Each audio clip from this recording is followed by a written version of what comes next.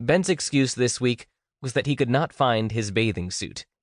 It had worked once before, but this time Phil Tanner was prepared and handed Ben a suit left behind by a previous student, a student 3 times Ben's size. "Allison Sims!" Phil Tanner called. The girl sitting next to Ben slid into the pool. Ben's mouth went dry, and he clenched his hands, but they still shook. Taylor followed Sims on Phil Tanner's list of students. Allison made it look so easy. She swam effortlessly across the pool and back to where Ben sat. "Well done," Phil Tanner said. Allison gracefully slid out of the water to sit beside Ben. She rubbed water out of her blue eyes and looked at Ben with concern. Ben smiled weakly at her, and then closed his eyes to wait for Phil Tanner to speak the words he was dreading. Allison took one of her copper-colored braids in each hand, leaned towards Ben, and squeezed. Ben jerked away as the cold water hit his shoulder. "Wake up, Ben," Allison said. "You're next." Ben said nothing. He was normally tongue-tied around Allison, but always worked hard to come up with a witty response. This time, he didn't even try. His thoughts were consumed with what he would do when his name was called. He was desperate to find an excuse, any excuse to stay out of the water. When Phil Tanner spoke the words Ben dreaded, he didn't respond right away, as he desperately searched for some reason why he couldn't go into the water. But his mind remained blank. "Come on, Benjamin," barked the teacher.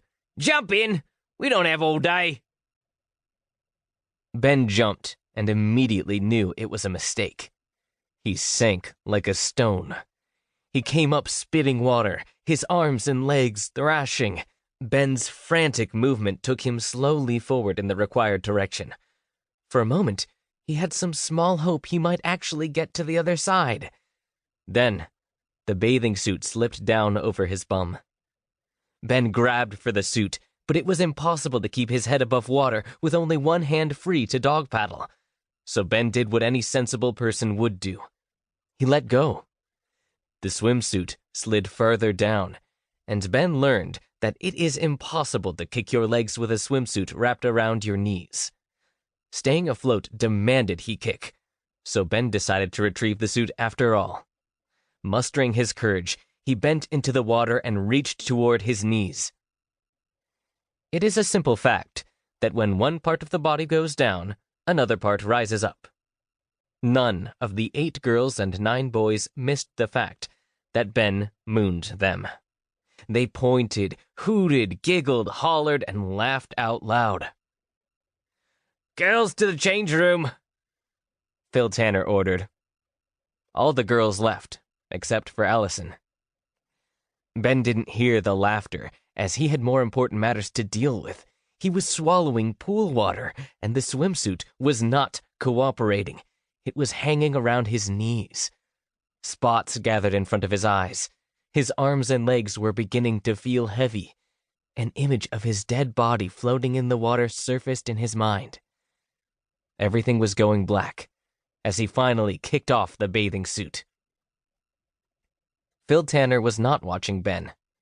Puzzled as to why Ben was such a poor swimmer, he was counting the absent marks beside Ben's name in the record book. "Taylor, you've some explaining to do," he muttered as he slammed the book shut. "I wonder what excuses you've given to the substitute teachers." "Mr. Tanner! Mr. Tanner!" An urgent voice broke the physical education teacher's concentration.